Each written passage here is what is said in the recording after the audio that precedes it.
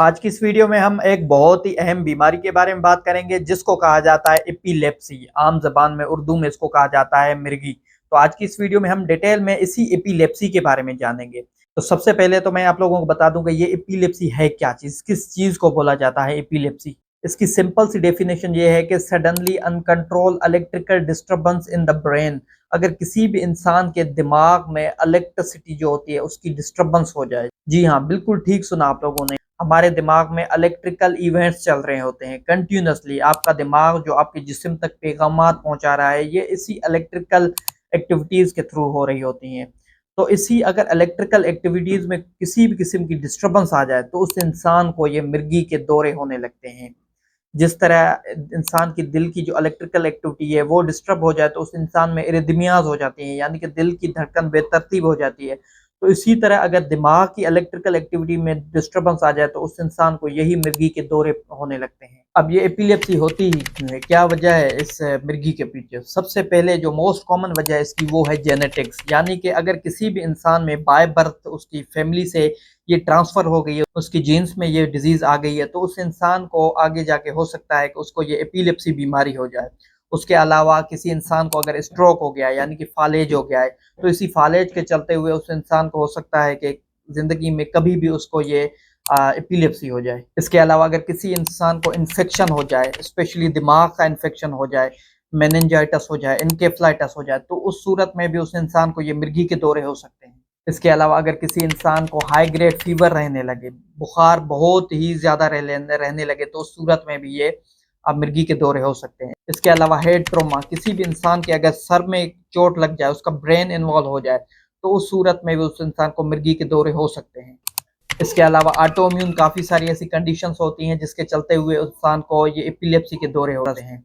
इसके अलावा metabolic disturbances, like किसी इंसान को अगर हाइपोग्लाइसीमिया हो जाए, जिसम में दिमाग में ग्लूकोज की कमी हो जाए, हाइपोनेट्रीमिया हो जाए किसी इंसान को, यानी कि जिस्म में सोडियम की कमी हो जाए। इसके अलावा किसी इंसान को हाइपोक्सिया हो जाए, इंसान के जिस्म में ऑक्सीजन की कमी हो जाए, हाइपोकैल्सीमिया हो जाए, तो इन तमाम सूरतों में इंसान को मिर्गी के दौरे हो सकते हैं। इसके अलावा किसी बच्चे का अगर बाय बर्थ दिमाग पूरा बना ही नहीं हुआ, उसको एनसेफेलोपैथी है या कोई और दिमाग की बीमारी है बाय बर्थ पैदाशी, तो उस इंसान में भी ये एपिलेप्सी हो सकती है। अब ये तो थी वजूहात। अब बात करते हैं कि what are the triggering factors. किसी इंसान को अगर ये एपिलेप्सी है तो कौन से ऐसे फैक्टर्स हैं जो जिसके होने से इंसान को इस एपिलेप्सी के दौरे पड़ सकते हैं? सबसे पहले है स्लीप डेप्रीवेशन। अगर किसी इंसान को एपिलेप्सी है पहले और वो इंसान अगर नींद ठीक नहीं कर रहा तो उस इंसान को ये मिर्गी के दौरे होंगे, सीजर्स होंगे। इसके अलावा अल्कोहल, कोई इंसान अगर शराब पी रहा है तो उस सूरत में भी उस इंसान को ये एपिलेप्सी के दौरे हो सकते हैं। इसके अलावा फ्लिकरिंग लाइट्स, कोई इंसान कंटिन्यूसली टीवी देख रहा है या ऐसी लाइट जो कंटिन्यूसली बंद हो रही है खुल रही है, तो उस सूरत में भी इंसान को ये फिट्स हो सकते हैं, इस एपिलेप्सी के झटके हो सकते हैं।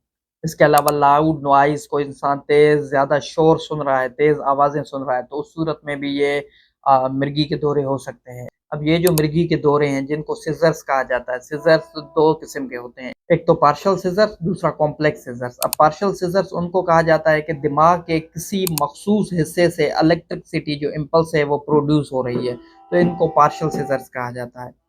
इसके अलावा जो कॉम्प्लेक्स सीजर्स हैं वो पूरे दिमाग से कहीं से भी जो इलेक्ट्रिसिटी है वो जनरेट हो, तो इससे इसको कहा जाता है कॉम्प्लेक्स सीजर्स। और इसके अलावा एक और भी टाइप होती है जिसको कहा जाता है इडियोपैथिक सीजर्स, यानी कि दिमाग में जो एरिया है वो पता ही नहीं कि कहाँ से ये प्रोड्यूस हो रहा है ये इलेक्ट्रिसिटी।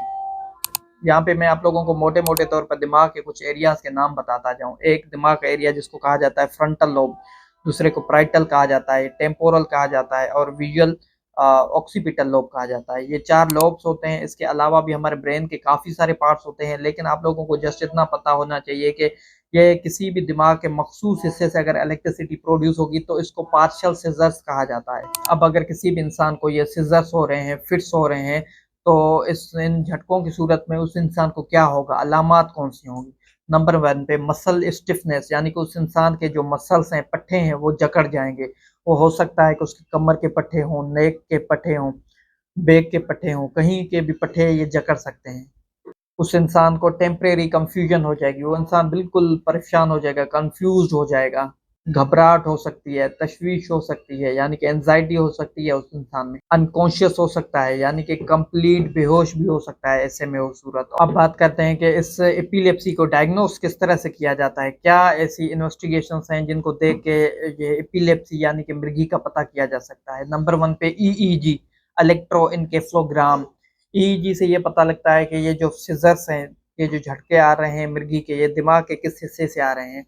और एक बात ये है कि ये जो ईईजी है ड्यूरिंग एपिलेप्सी के एपिसोड में ही पॉजिटिव आती है, यानी कि अगर किसी इंसान को एपिलेप्सी पहले हो चुकी है तो उस सूरत में ये ईईजी में पता नहीं लगेगा। जिस दौरान एपिलेप्सी होगी यानी कि झटके होंगे उसी दौरान ये रिकॉर्ड होंगे, वरना ये पता नहीं लगता। तो इस सूरत में एक और टेस्ट की जाती है जिसको एम्बुलेटरी ईईजी कहा जाता है, यानी कि 24 घंटे इंसान के दिमाग में ये ईईजी लगी रहती है, जो कि ये वक्तन बवक्तन नोट करती रहती है कि कब इस इंसान के दिमाग में ऐसी एक्टिविटीज हो रही हैं जो कि ये एपिलेप्सी काज करवा रही हैं। इन लोगों का एमआरआई किया जाता है ताकि ये देखा जाए कि दिमाग के किस हिस्से में कोई मखसूस ऐसा फोका तो नहीं बना हुआ, कहीं कोई स्कार तो नहीं बना हुआ जिससे ये एपिलेप्सी हो रही है।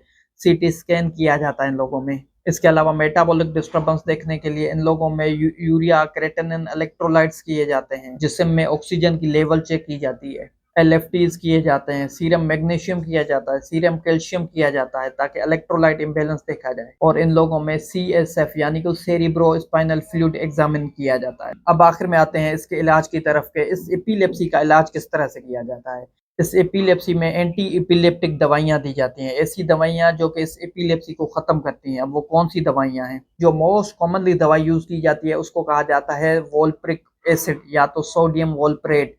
ये मार्केट में एपीवाल के नाम से आती है। ये सबसे ज़्यादा इस्तेमाल करने वाली दवाई है इस एपिलेप्सी में, मिर्गी में। इसके अलावा कार्बामाज़ेपाइन इस्तेमाल की जाती है, फेनिटोइन इस्तेमाल की जाती है, गाबापेंटेन इस्तेमाल की जाती है। तो आज की वीडियो के लिए इतना ही। होपफुली आज की इस वीडियो में आप लोगों को काफ़ी कुछ जानने को मिला होगा। अगर आप लोगों को मेरी वीडियो से कुछ वैल्यू मिलती है तो kindly do share, subscribe and click on the bell icon. Doctor Baba Rahman signing off. Thank you so much.